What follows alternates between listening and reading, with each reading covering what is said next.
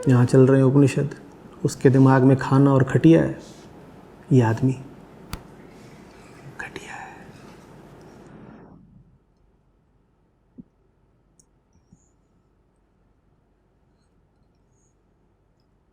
सब घटिया है, किसी एक की नहीं बात हो रही, आदमी ही घटिया है। आचार्य जी, आप तो मनुष्य मात्र के गौरव की जरा भी परवाह नहीं करते। हम ईश्वर की संतानें हैं, क्या हमारी किंचित भी गरिमा नहीं? नहीं, हम ईश्वर की नहीं, जंगल की संतानें हैं। होश में आओ। किसी ईश्वर ने बड़े अनुराग से, बड़े लाड़ से हमें नहीं बनाया है। हम गोरिल्ला से निकल के आए हैं।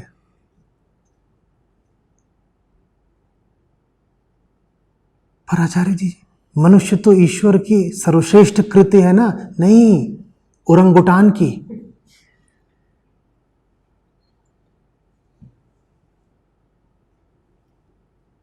खुद को देखो, अपनी हरकतों को देखो, अपने विचारों को देखो, तुम्हें वाकई लगता है कि हमारे भीतर कुछ भगवत्ता जैसा है, किसी भगवान ने हमारा निर्माण करा है? वाकई लगता है? किसको झांसा दे रहे?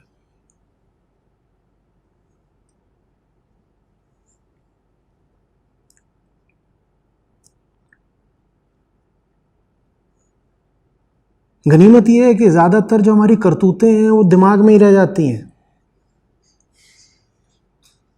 कभी प्रकट होकर, कार्यान्वित होकर के सामने नहीं आती हैं। नहीं तो कोई गलतफहमी नहीं रह जाती कि हम किसकी औलादे हैं। कानून का, पुलिस का, दंड का, समाज का जरा डर है। इसीलिए हमारे भीतर की पशुता एकदम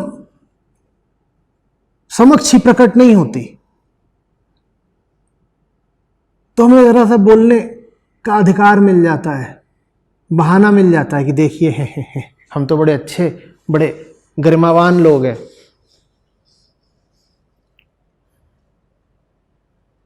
और किसी तरह से यंत्र ऐसा एक बना दिया जाए कि आपके दिमाग में जो विचार हैं यही दीवार पे लिख जाएंगे अपने आप। क्या करोगे? और विज्ञान ऐसी तकनीक कोई ना कोई खोज निकालेगा। कोई बहुत बड़ी बात नहीं है, क्योंकि जितने विचार होते हैं वो होती तो सब मस्तिष्क के सर्किट की तरंगे ही हैं। उनको पढ़ा जा सकता है। जैसे ईईजी होता है, ईसीजी होता है, वैसे ही ब्रेन वेव्स को भी रीड किया जा सकता है। और जिस चीज को पढ़ा जा सकता है उसको किसी भाषा में अनुवादित भी किया जा सकता है। तो हिंदी में, अंग्रेजी में यहां लिख जाएगा जो कुछ सोच रहे हो। उसके बाद बोलना कि हम तो भगवान की औलाद हैं।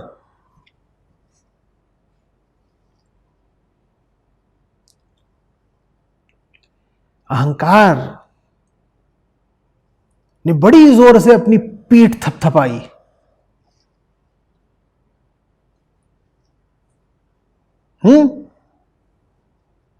और कहा कि भगवान ही मेरा बापू, भगवान ही मेरी माई।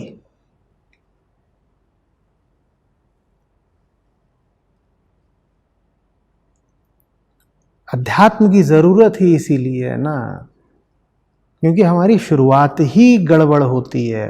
मान लो इस बात को, कर लो मुझसे नफरत, लेकिन मान लो इस बात को। मुझे मान लो मैं कोई आपको मुंह पर बोले कि आप ठीक नहीं हो। आप क्या ठीक नहीं हो? पूरी मनुष्यता ही ठीक नहीं है ना। आप ठीक हो ना, वो ठीक है ना, मैं ठीक हूं, कोई ठीक नहीं है। तो बुरा तो लगता ही है। हम अपने आप को यही सुनाना चाहते हैं कि साहब हम बड़े ऊंचे लोग हैं। अध्यात्म की जरूरत ही इसीलिए है क्योंकि हम ऊंचे नहीं हैं।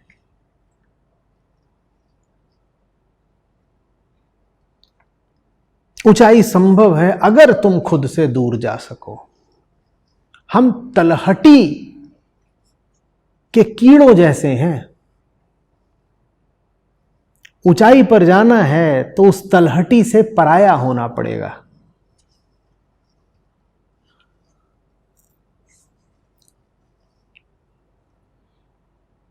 पाताल से बहुत परे है ना आकाशलोक, तो परायापन सीखो।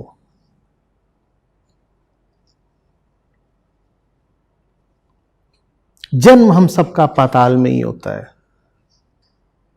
अगर खुद से परे नहीं हो पाए तो पाताल में ही पड़े रह जाओगे। और जो कोई ऊंचाइयों को नहीं प्राप्त कर पा रहा जीवन में, उसकी असफलता का एकमात्र कारण भी यही है, उसे बहुत मोह है अपनी जन्मगत चीजों से। जो कुछ उसे जन्म के साथ मिला था उसके मोह में ही पड़ा हुआ है, कहीं ना कहीं उसे बड़ा मोह है, इसीलिए वो प्रगति नहीं कर पा रहा, ऊपर को उठ नहीं, उन्नति हो नहीं रही उसकी, क्योंकि नीचे पाताल की किसी न किसी चीज से मन लगा हुआ है उसका। तुम्हारे अतीत में, तुम्हारे शरीर में कुछ ऐसा बैठा है जो तुम्हें बहुत प्यारा है, तुम्हें पता है तुम ऊपर उठोगे, तुम पुराने से पराये होगे, तो जो पुराना है वो छोड़ना पड़ेगा, तुम्हारा मोह है उससे, तुम छोड़ना नहीं चाहते, इसलिए तुम उठ नहीं पा रहे।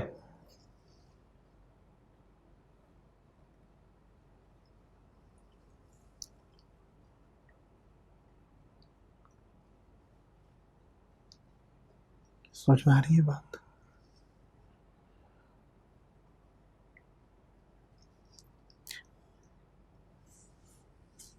एक सत्र हुआ था 2016 में, जब मैं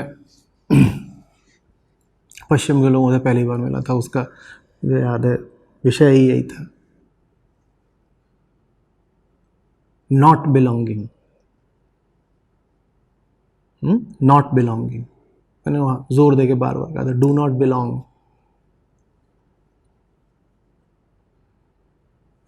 बहुत जल्दी किसी के हो मत जाया करो, बहुत जल्दी कहीं के हो मत जाया करो। तुम्हें तो पराया होना है, तुम्हें किसी का नहीं होना है। अरे तुम्हें अपना ही नहीं होना है, तुम किसी और के कैसे हो बैठे भाई?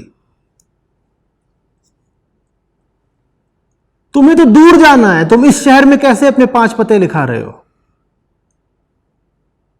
कोई तुमसे पूछ रहा है पता बताओ, तुम कह रहे बताता हूं, मेरे तो यहां 5 घर है, एक जे एक जे एक जे जे जे जे। उड़ना तुम्हें आकाशों में है,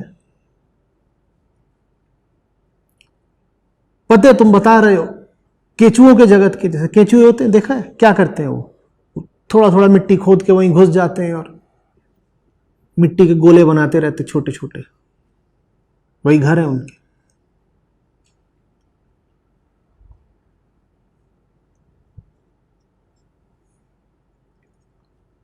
हृदय तुम्हारा पुकारता है आकाश को, स्वभाव तुम्हारा है उड़ान। पते लिखवा रहे हो तुम मांदों के, बिलों के। खरगोश एक पकड़ लिया, उसकी मान में उसको धमका के भगा दिया, कह रहे हो ये मेरा पता है। खरगोश कह रहा है ये तो मेरा है, फिर मुस्कुराता है, कहता है समझ गया मैं, तेरे अंदर भी एक खरगोश है जिसे मान बहुत प्यारी है।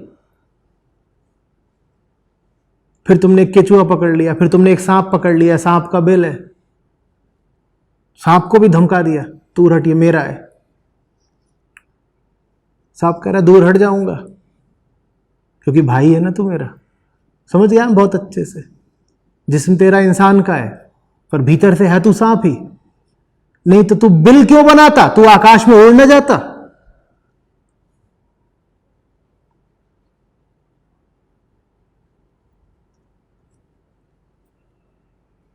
आ रही बात समझ में कुछ?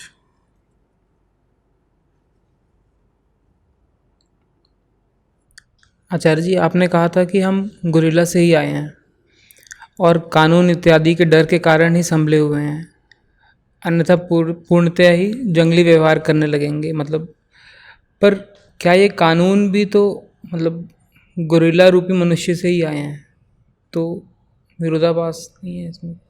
तो कानून इसलिए थोड़ी आए हैं कि वो कानून तुमको गोरिल्ला से उठा करके विशुद्ध चेतना बना दे। कानून इसलिए है ताकि तुम गोरिल्ले ही बने रहो और बाहर से शर्ट पैंट पहन लो। जिन्होंने सवाल पूछा है वो कह रहे हैं कि अगर गोरिल्ला इतना ही बुरा होता तो इतने बढ़िया बढ़िया कानून कैसे बना देता? कौन कह रहा है कि तुम्हारे कानूनों में कोई दम है? तुम्हारे कानून गोरिल्ला को देवता छोड़ो इंसान भी नहीं बना पाते। वो इतना जरूर कर देते हैं कि वो गोरिल्ले का मुंह पोत देते हैं, वो गोरिल्ले के हाथ में लैपटॉप दे देते हैं, वो गोरिल्ले को अंग्रेजी बोलना सिखा देते हैं। गोरिल्ला वहां पे खड़ा होकर के अदालत में फिर बोलता है कानून की भाषा, माय लॉर्ड। लेकिन उसके भीतर क्या बैठा हुआ है? जानवर ही तो बैठा हुआ है। वो बाहर से वो बड़ी बातें कर रहा है, कानूनी बातें कर रहा है, भीतर जानवर बैठा है। कौन सा जानवर बैठा है? जो पेट के लिए झूठ बोलने को तैयार हो गया, जो जानवर होता है। जानवर को रोटी दिखाओ, वो कुछ भी करता है ना, किसी के पीछे भी आ जाता है। वैसे ही क्या अदालतों में नहीं होता? वकीलों को पैसा दिलाओ, वो कोई भी जिरह करने को तैयार हो जाते हैं। सब वकील ऐसे नहीं होते, पर बहुत सारे ऐसे होते हैं कि नहीं होते हैं। तो ये काम गोरिल्ला का हुआ कि नहीं हुआ? ये क्यों आप सोच रहे हैं कि आपकी जो पूरी सभ्यता है, जिसमें ये आपकी सब संस्थाएं आ गई, न्यायपालिका, ये वो, संसद, 50 चीजें, ये जंगल से बाहर की कोई चीज है? आपको ऐसा क्यों लग रहा है? या आपको ये क्यों लग रहा है कि आपकी ये जो पूरी संस्कृति है, जिसमें आपके विचार आ गए, मान्यताएं आ गई, प्रथाएं आ गई, ये जंगल से बाहर की कोई चीज है? इसमें बहुत कम ऐसा है जो आदमी की चेतना को उत्थान देता है। इसमें से ज्यादातर वही है जो आदमी को जानवर ही बनाए रखता है, बस मुखौटा पहना करके। बल्कि जानते हो हकीकत क्या है? तुम सचमुच अगर मुक्त चेतना के प्राणी बनने लगो तो तुम्हारे कानूनों को दिक्कत हो जाएगी। हमारे जो कानून है, ये दो तरह के लोगों को माफ नहीं करते। एक वो जो मंजे हुए अपराधी होते हैं, और दूसरे वो जो गहरे रूप से आध्यात्मिक होते हैं। कानून उन्हें माफ नहीं करता। अपराधियों को तो कानून फिर भी माफ कर देगा, सच्चे आदमी को तुम्हारे कानून माफ नहीं करेंगे, क्योंकि सच्चा आदमी कानून मानेगा ही नहीं। सच्चा आदमी तो सच्चाई मानेगा ना। सच्चे आदमी को आपके कानूनों से बड़ा खतरा रहता है, हालांकि वो ऐसा कोई खतरा मानता नहीं। जब तक आप एक मध्यम वर्गीय जीवन जी रहे हो हर तरीके से, तब तक कानून आपके लिए अच्छा है, कानून आपकी रक्षा करेगा। लेकिन अगर आप इस तरफ निकल गए, अपराधी बन गए, तो कानून आपके पीछे आ जाएगा आपको गिरफ्तार करने। और अगर आप उस तरफ भी निकल गए, आप संत बन गए, तो भी कानून आपके पीछे आ जाएगा आपको गिरफ्तार करने। तो आपको क्यों ऐसी गलतफहमी है कि कानून आदमी में देवत्व का, भगवत्ता का संचार करने के लिए बनाए गए हैं? कानून तो साहब ऐसे हैं जो शरीर के अलावा चेतना को मानते ही नहीं। कानून आपका कहता है इंसान और इंसान बराबर है। इंसान बराबर होता है? वो कहता है एक शरीर ये दोनों बराबर हैं। दोनों बराबर हो सकते हैं कभी? पर कानून तो क्या, कानून की नजर में सब बराबर है। क्यों बराबर है भाई? क्यों बराबर है? क्योंकि आपके कानून को चेतना समझ में ही नहीं आती, तो कह देता हम तो अंधे हैं, कानून अंधा होता है। अंधा नहीं, पागल है। जिसे चेतना ना समझ में आए, जो सिर्फ ये देखे कि व्यवहार किसने क्या किया। कानून व्यवहार पर ही लागू होता है ना, तुमने किया क्या। ये नहीं पूछता क्यों किया, ये नहीं पूछता पीछे विचार क्या था, ये नहीं पूछता कि कर्म का स्रोत क्या था। बस ये देख लेता अच्छा इतना करा, इतना करने पे फलानी धारा लागू होगी, चलो बेटा जेल में जाओ। व्यवहार देखा जाएगा, कर्म देखा जाएगा। कर्म के पीछे क्या है वो हमें देखना आता ही नहीं। हम तो अंधे हैं, हम तो कानून है।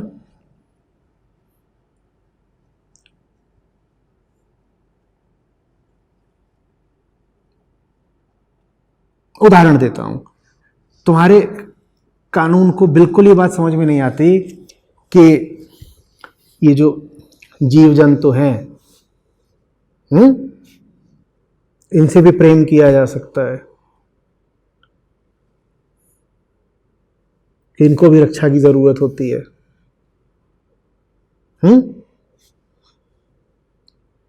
कोई आ करके खरगोश मार दे, कानून की नजर में अपराधी बिल्कुल नहीं हुआ वो, पर कोई खरगोश मार दे, मैं उसको मार दूं तो मैं अपराधी हो गया, और मैं तो मारूंगा। हमारे कानून को जरा भी अक्ल होती तो सबसे पहले उसको पकड़ता ना जिसने खरगोश मार दिए। कानून कुछ नहीं, तो गिनतियां गिनता है, वो भी सिर्फ इंसानों की।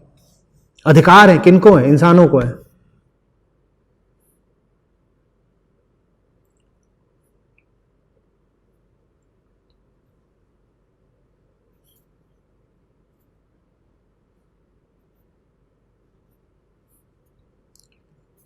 मैं ऐसा नहीं कह रहा बिल्कुल कि कोई कानून होना नहीं चाहिए वगैरह वगैरह। हमने कहा ना, जितने भी लोग बीच में आते हैं नॉर्मल डिस्ट्रीब्यूशन के, कानून उनके लिए ठीक है, उनको रक्षा भी मिल जाती है, उनकी जो एक सुचारू सामाजिक व्यवस्था है वो चलती रहती है, कानून वहां पर उपयोगी है। पर इस कर्व के दोनों सिरों पर कानून गड़बड़ हो जाता है। अपराधी वाले सिरे पे इसलिए गड़बड़ हो जाता है क्योंकि अपराधियों को पकड़ नहीं पाता, ना उनको ठीक से सजा दे पाता है, ना उनका ठीक से उपचार कर पाता है। और ऊंची चेतना का जो संतों वाला जो सिरा है, वहां भी कानून असफल हो जाता है, क्योंकि वहां कानून को समझ में ही नहीं आता कि इनके साथ करे क्या। इनके लिए तो कोई कानून बनाया ही नहीं जा सकता। चलिए, अभी जो चर्चा हो रही थी उसी पर एक प्रश्न है कि फिर ये सभ्यता का मुखौटा भी फिर क्यों है?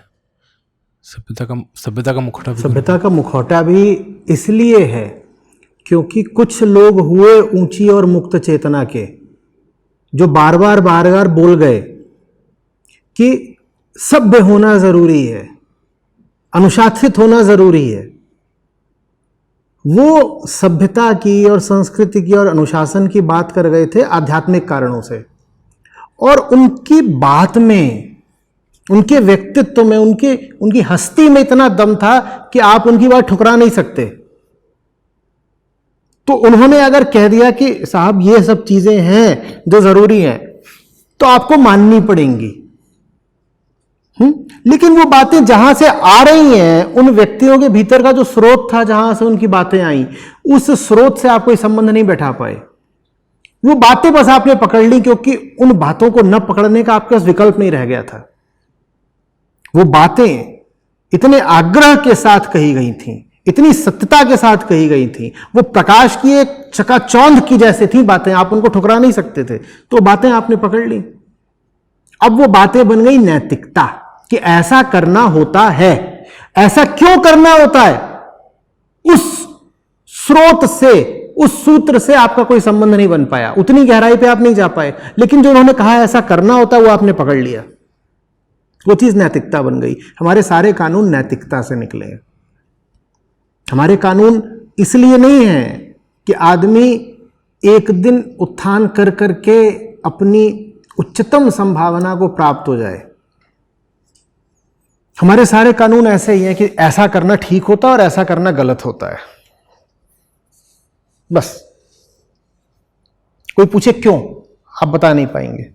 आप कहेंगे क्योंकि सभी ऐसा कहते हैं, सभी ऐसा कहते हैं तो ऐसे ही है बस।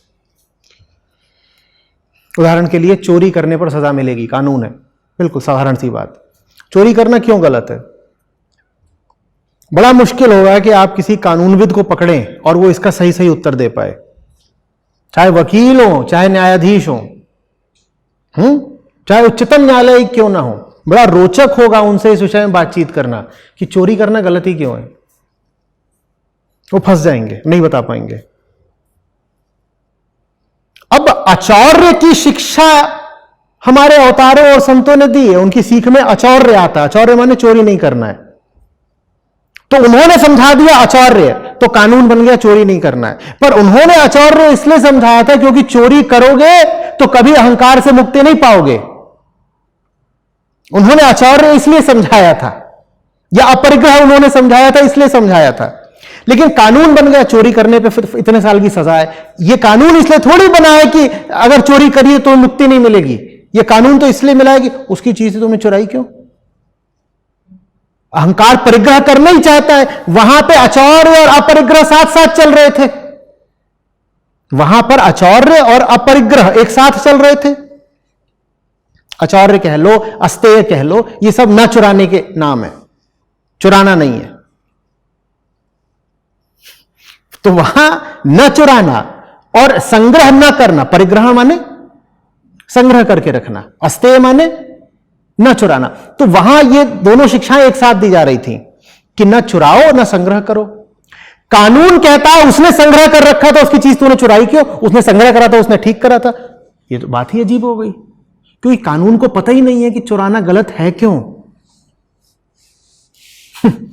कानून को नहीं पता है कि चुराना गलत क्यों है। वहां तो बस ऐसे ही नहीं चुराना चाहिए, नहीं चुराना चाहिए। पर क्यों नहीं चुराना चाहिए, क्यों नहीं चुराना चाहिए बताओ ना। क्योंकि उसकी चीज थी। अरे तो चीज तो किसी की कुछ नहीं होती, उड़ जाएगा हंस अकेला, चुराना क्यों नहीं चाहिए। बता ही नहीं पाएंगे, होंगे माननीय न्यायाधीश, कुछ नहीं बता पाएंगे। वो तुम्ही पे धारा लगा देंगे, कहीं देखो अवमानना करता है न्यायालय की, जेल भेजो इसको।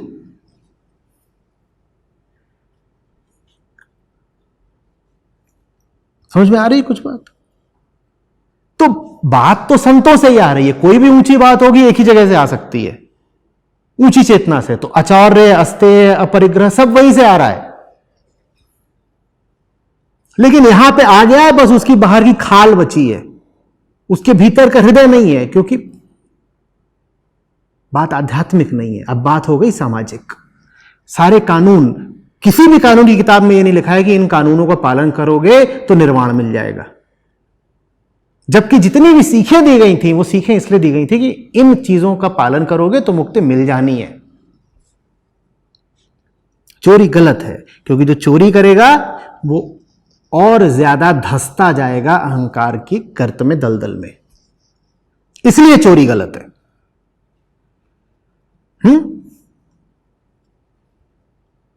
समझ में आ रही बात।